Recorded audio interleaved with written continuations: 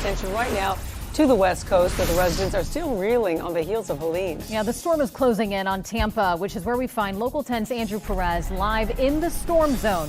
Andrew. Yeah, we noticed that conditions started deteriorating at around noon. Right now, we're in downtown Tampa. This leads out to Hillsborough Bay, ultimately Tampa Bay. I want you to take a look right out there, though, because on top of the gusts, every time we get this squall that comes through, everything really starts to pick up out of nowhere. We've also noticed the water is just starting to move faster. We actually started our day off at an evacuation shelter, and let me tell you, residents out here are taking this storm seriously. The wind picking up, a very dicey Tampa Bay. Milton moving in, causeways and bridges shutting down. The Sunshine Skyway Bridge among them. For many, the safest place right now is a shelter until this storm moves past. I've been in Florida since '89. My first time ever evacuated. Why did you decide to do it now? I just don't trust what's coming. A lot of people are nervous and fearful of the future. Pizzo Elementary in Tampa near capacity. Families piling in last minute.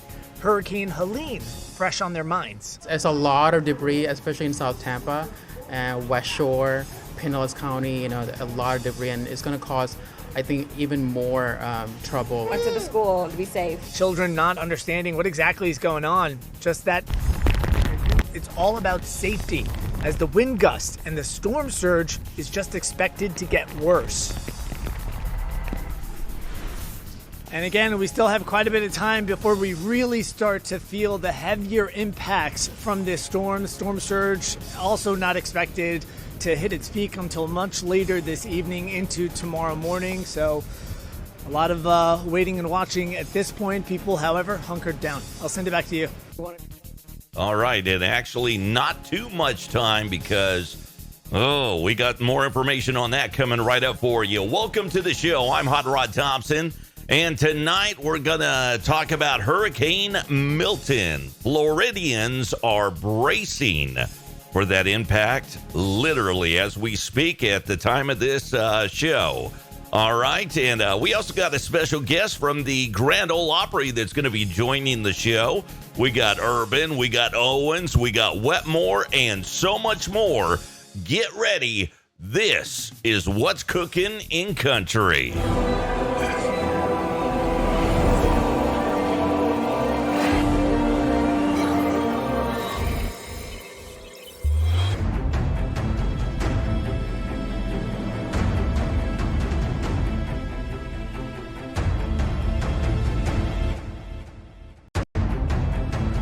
All right, guys and gals, here we go. So, the powerful, catastrophic storm, currently a Category 4 at my last check, I tell you what, is growing in size. It is now expected to make landfall tonight. All right there on the east coast of Florida. And NBC News forecast predicts the landfall sometime between 10 p.m. and 2 a.m. tonight. And storm surge warnings are going to be covering almost the entirety of Florida's western coast. And there are storm warnings across much of the state, have been all day long, including the East Coast. An area of coastline between Tampa and Fort Myers could see indentation of about 15 feet.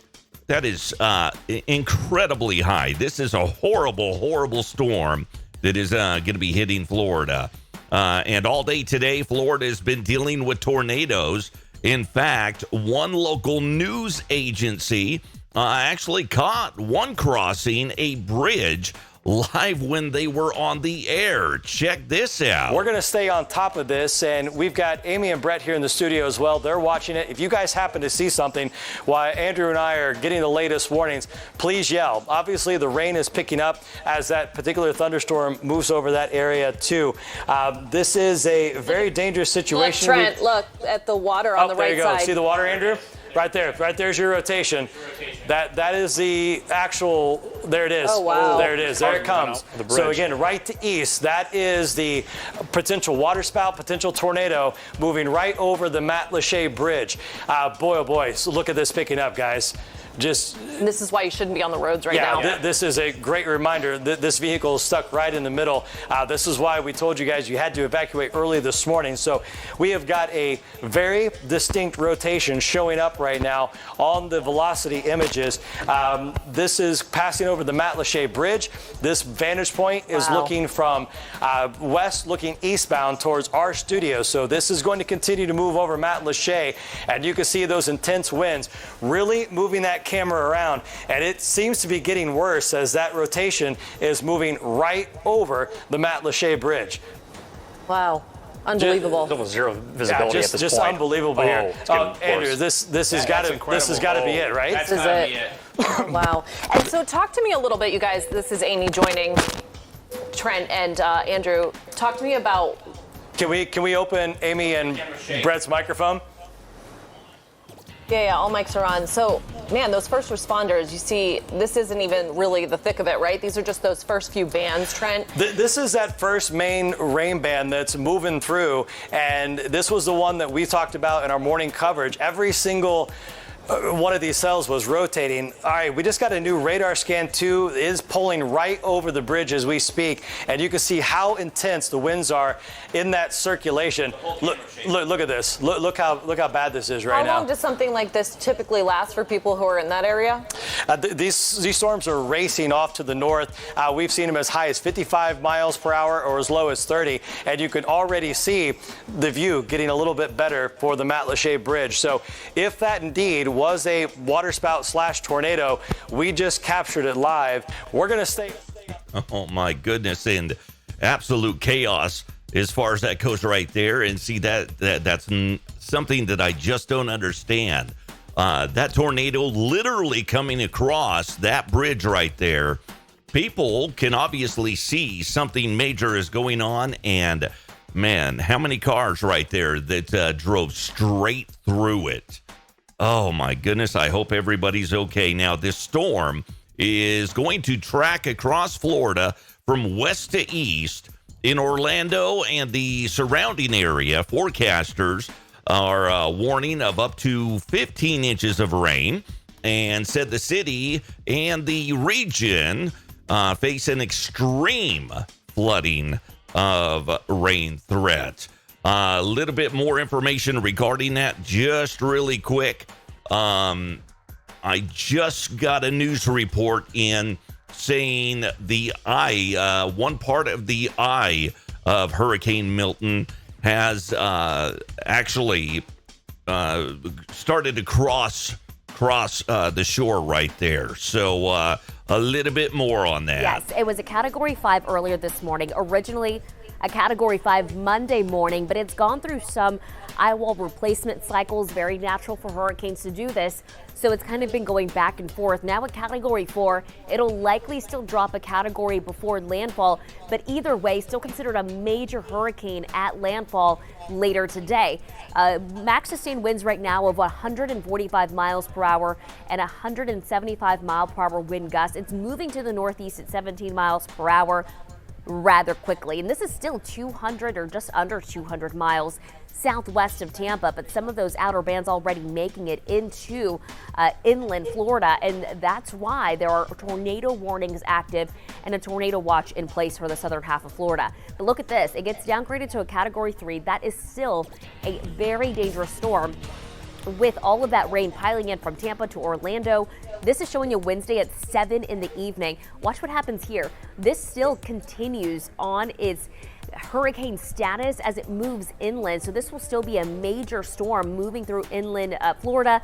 Eventually on the East Coast there around 7 a.m. on Thursday, we'll eventually see this push off in the afternoon on Thursday, and then we'll start to see some of that rain kind of dwindling down. As far as the storm surge goes, anywhere from 10 to 15 feet will be possible right around landfall and just on the right-hand side of the track. That places it between Sarasota and Fort Myers. On either end of that, 8 to 12 feet, making for a record storm surge along the western coast of Florida. And that's not even counting the rainfall that we're expecting, 12 to 16 inches consistently across that middle part of the path, localized totals of up to 18. And like I mentioned, some of those outer bands already making it inland. Every red box that you see there is a tornado warning.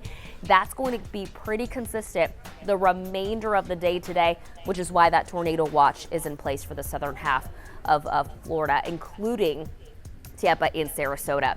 Yes. All right. So thoughts and prayers to all those being affected by this. This is going to be catastrophic, in my opinion. Absolutely huge storm. And I'm just sitting here praying for these people, okay?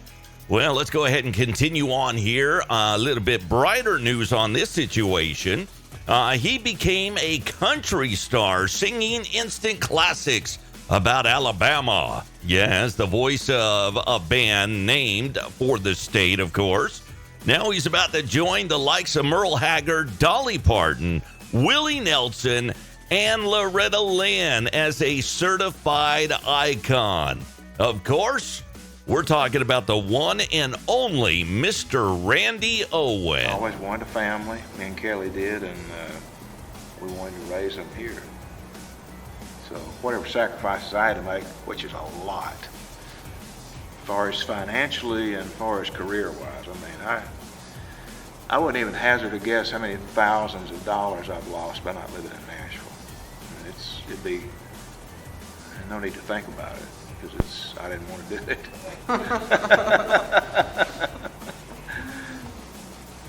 But that's great. Never even tempted. No, I go there to work. Love it. You know, it's a beautiful city, but I can't wait to get back down here on the mountain. This is mine. Starts the ranch right over there. This is, of course, is all the tractors and stuff over there. It's where Kelly and I lived when Alabama hit it big. And so we would come to our door and there'd be cars parked all around here, just people. And we'd walk out and we couldn't drive out our driveway. And so then we started building that house up there. And that's why there's a fence around it, because you know, we couldn't get out of our own driveway. This is where my soul is. You know, that water, that air. I guess that canyon has a different flow of air and everything when you get down in there. The trees are humongous. The fish are huge. Me and Daddy used to get up at 4:30 and go down through here and check our basket. Get the fish and bring them back out. I can go back just instantly and be the kid with the dirty hands, the kid with the bare feet. My goodness, right there, right? Well, BMI, otherwise known as Broadcast Music Incorporated, which is an organization whose functions include distributing billions in music industry royalties, announced Tuesday that in November it will recognize Randy Owen of the group Alabama as a BMI icon. The show will be shown during a November 19th celebration at BMI's Nashville office. All right, well, we're going to go ahead and see if this guy knows anything about Mr. Randy Owen. We got a special guest on the program that we're going to go to right now. And tell you what, he was a former in-house band member at the Grand Ole Opry for many, many years. Coming up on the program, I tell you what, Mr. Steve Atkinson is going to join the program in just a second.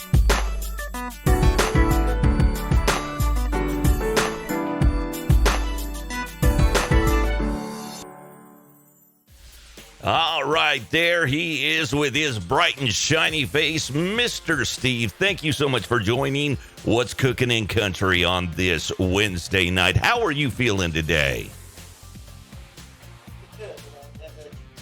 I am doing fantastic, and I tell you what, man, it is such a pleasure to have you on the show today. Now, you know, you played on the Grand Ole Opry for many a years, doing just three, man. Oh, well, that was a very fun-filled 3 years that you had on that program, correct? Oh, yeah, that was fun. But I'm paying for it now.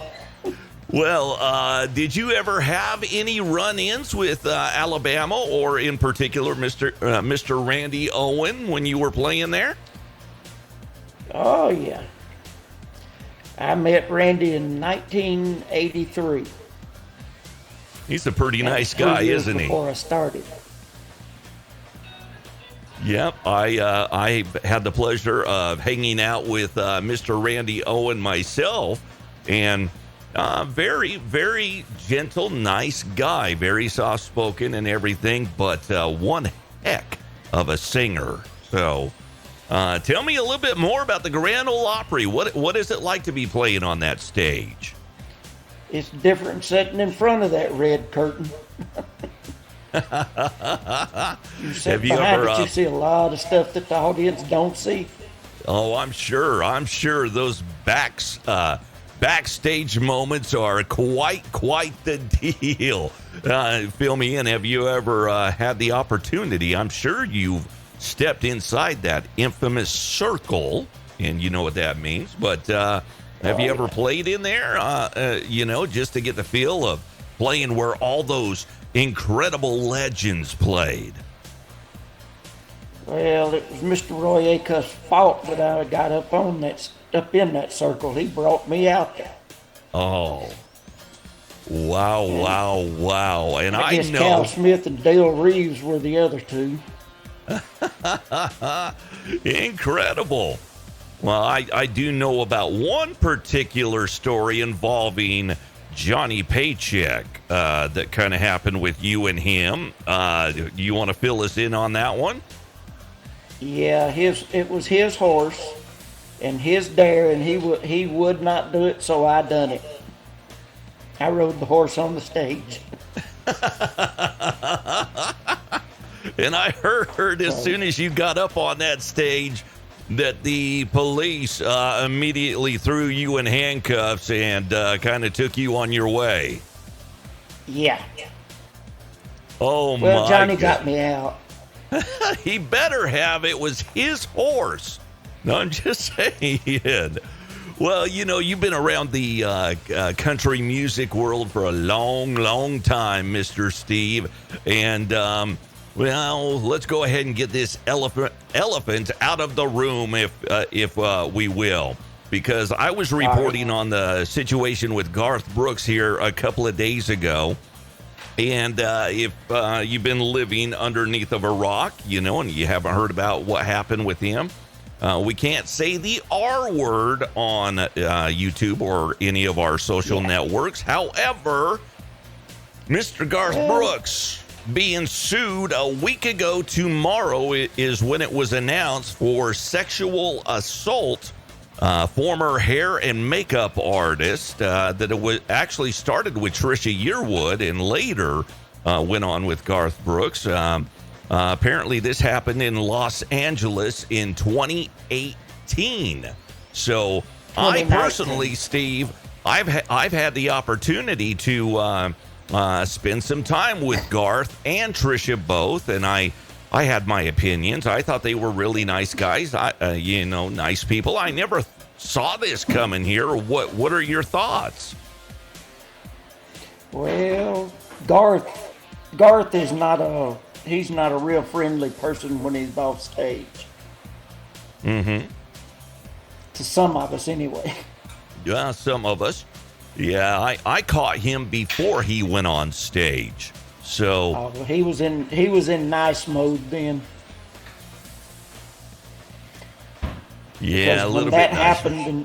When that happened in 2019, she waited till 2024 to come out. Waited 5 years. Mm-hmm. So there's a little off truth and a little truth to it. Yeah, it's going to be interesting to, as they go through this investigation, to see what really comes out, because she claims that he did not rent her that hotel room, only rented one room, which you can easily verify that. Number two, she said that he sent explicit text messages. So if that is indeed true, you should be able to easily verify that as well. I'm curious to see where this is going to go here, but I don't know. I've heard it from both sides, like you, for example. Not friendly. Oh, I could see this happening. And others that were just completely blown away. So, I don't know. Well, Garth Brooks' track record off the stage is not real well. You see him in Nashville a lot when you're cruising around there? Oh, yeah. Okay. Well, he came out. Backstage in dressing room number 3 at the new Opry House. At the new one, not what was that, the Ryman Auditorium? Well, the one, it was Opryland then. It's Opry Mills now. Ah, gotcha. Music Valley. Garth did, I believe it was yesterday, he's got that show that he does, Studio G, with Garth Brooks on Facebook, and he kind of addressed it yesterday, saying, let's talk about the elephant in the room. It will play out. We will all find out what is going to happen, and that is all I can say about it. So that was it. So, is your wife yelling at you again? Yeah, as usual. All right. You know us about as good as you do. Well, Mr. Steve, I appreciate you joining the program and hanging out with me for just a couple of minutes right here. And you're welcome back on the show anytime you'd like to come join me. Well, you just send me the link and I'll be there. All right. Steve Atkinson, former player in the house band of the Grand Ole Opry right there. It is history, and Steve will let you go. Thanks for coming.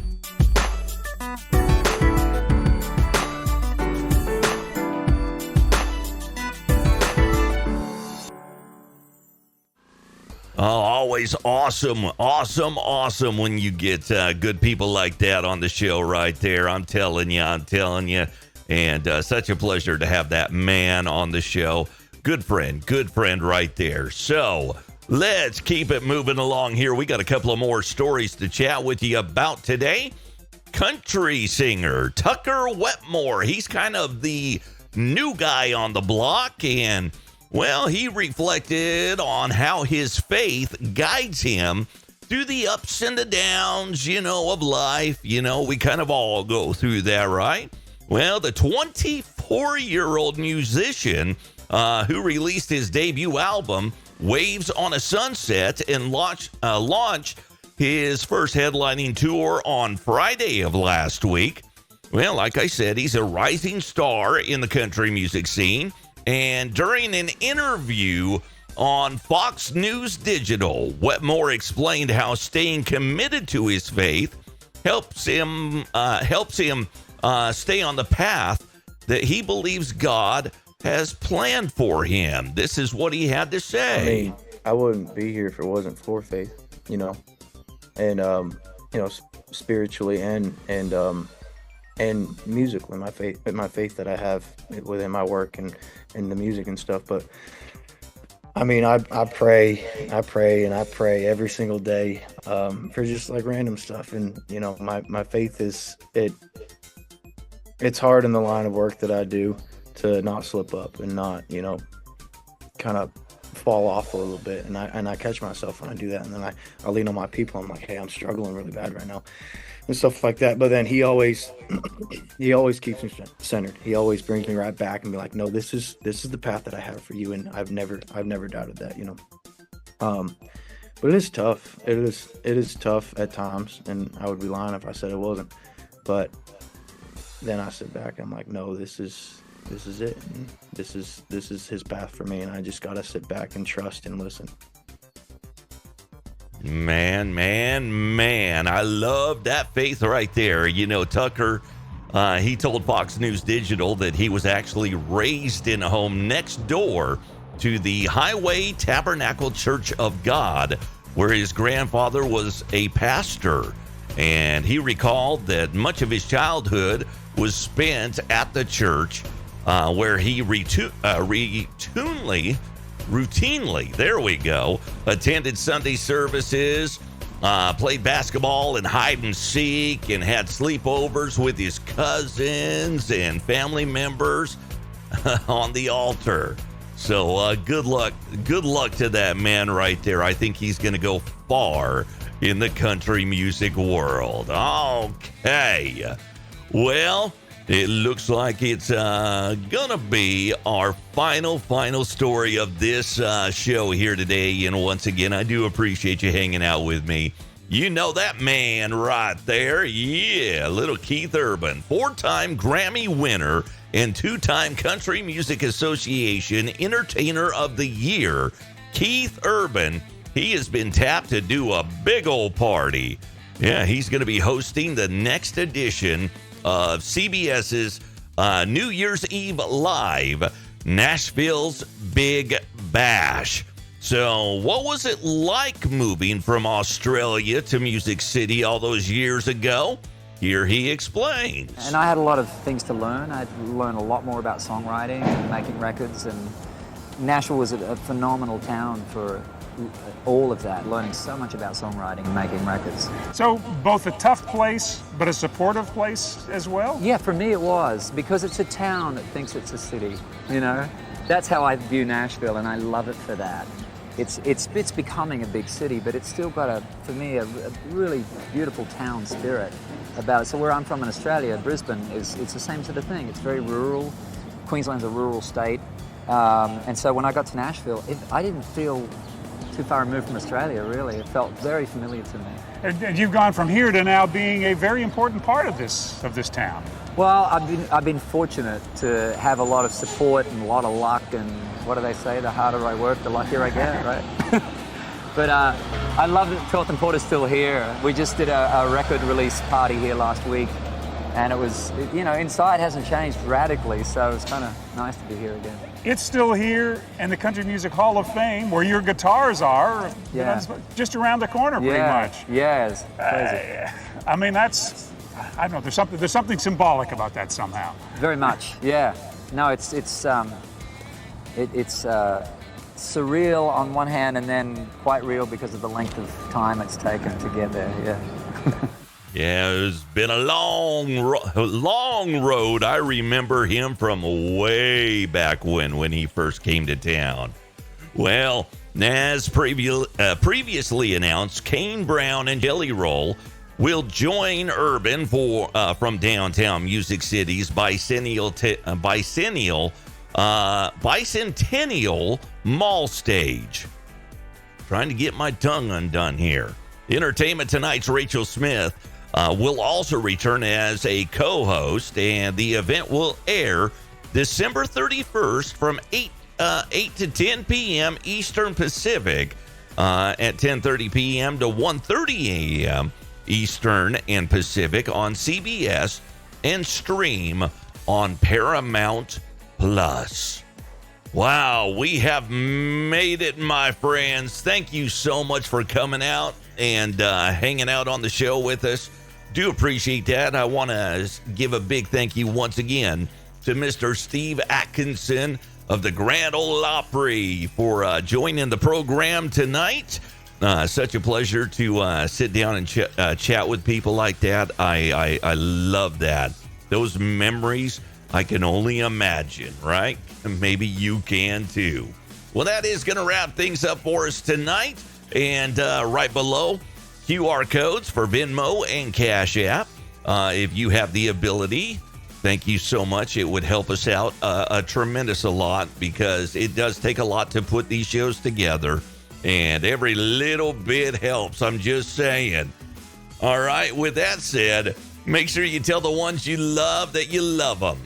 hug the ones you can, and pray for the ones you can't with What's Cooking in Country and me, Hot Rod Thompson. Don't forget to like, share, and subscribe, and comment if you don't mind. All right, until next time, be safe, and as always, God bless.